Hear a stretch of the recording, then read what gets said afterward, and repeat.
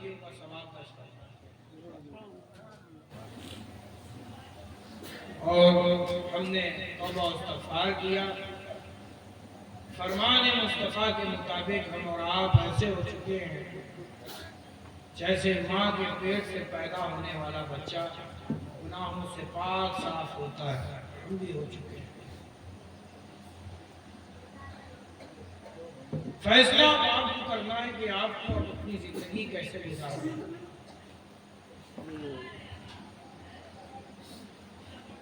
اگر آپ چاہتے ہیں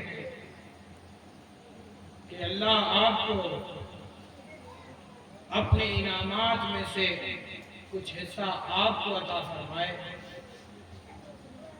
تو اس کے لیے کرنا صرف یہ ہوگا کہ طبیعت کی زندگی کو چھوڑ دیجیے اور شریعت کی زندگی پر اپنی زندگی کو گزارنا شروع کیجیے۔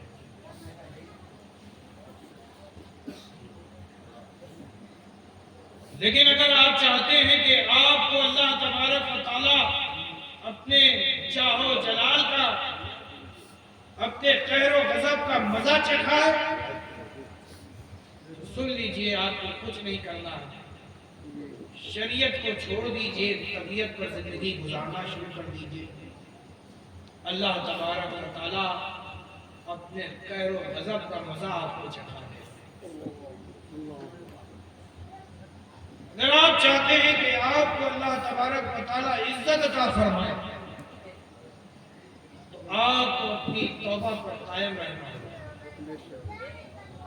وہ جو برے کام آپ نے کیے ہیں، آج توبہ کر چکے ہیں، زندگی میں اس گناہ کو نہ دہرانا، اللہ معاف فرمائے۔ لیکن جیسے ہم یہ پسند نہیں کرتے اس بات کو کہ ہم اپنے تھوک کو زمین پر پھینک دیں اور اسے چاٹیں، کیا آپ پسند کریں گے کہ اپنی ہی تھوک کو چاٹیں؟ ارے بولو نا بھائی، آپ کے منہ سے نکلا ہوا وہ آپ زمین پہ گر گیا، پاک زمین ہے، لیکن کوئی انسان یہ پسند نہیں کرتا کہ وہ اپنے تھوک کو چاٹے۔ اے میرے پیارو، پھر یہ کیوں پسند کرتے ہو کہ تم گناہ کرو، توبہ کرو، پھر گناہ کرو؟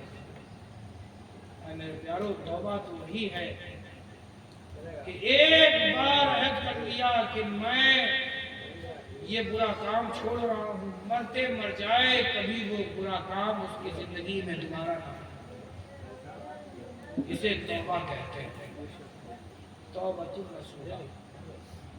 لیکن اے میرے پیارو، ہمیں اور آپ کو حکم ہے کہ توبہ و استغفار کرتے رہو۔ بہت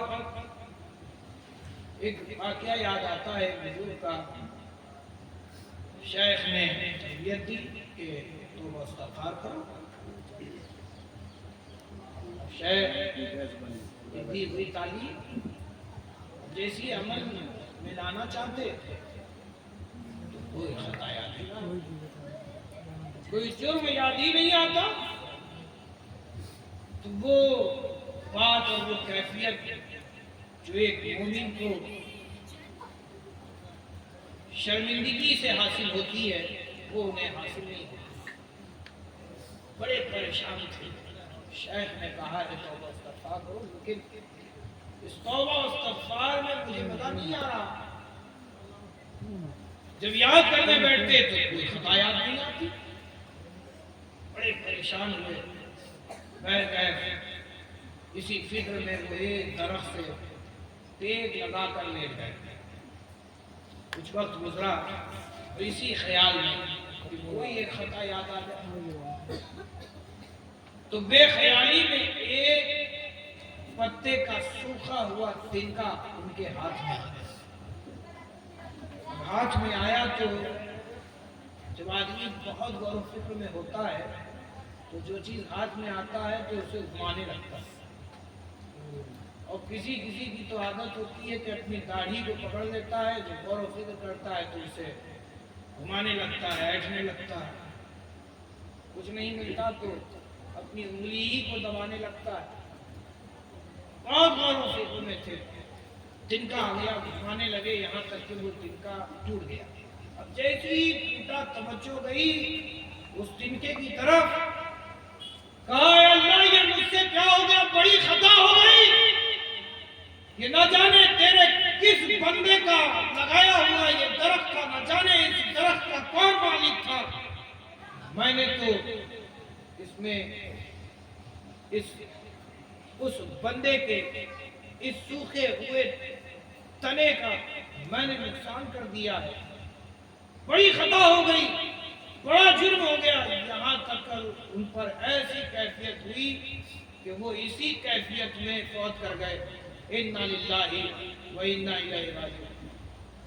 اے میرے پیارو، اللہ کے حضور ہماری پکڑ ہوگی، گرفت ہوگی، آج ہم اس بات کو بھولے ہوئے۔ ایسا لگتا ہے کہ جیسے ہم نے اپنی پوری زندگی اسی دنیا میں گزار دی، ہمیں تو موت آنی نہیں۔ تو سنو، اللہ کی شان دیکھو، تمہیں اللہ تبارک تعالیٰ نے بار بار یہ یاد دلایا کہ دیکھو تمہیں بھی موت آنی، تمہارے ہاتھوں سے مٹی دلوائی، تمہارے سامنے پیدا ہوئے بچوں کو بھی اللہ تبارک تعالیٰ نے موت دے دی۔ وہ جو تم سے پہلے آئے، وہ جو تمہارے بعد آئے، تم سے پہلے مٹی میں مل گئے، یہ پھر کیسے تم خیال کر سکتے ہو کہ تمہیں ہمیں موت نہیں آئے؟ کیا خبر کہ آج ہم میں سے کوئی اپنے گھر تک نہ پہنچے اور اسے موت، کیا خبر؟ کل نفس ذائقۃ الموت، ہر نفس کو موت کا مزہ چکھنا ہے۔ نہیں کوئی کہہ سکتا کہ ہم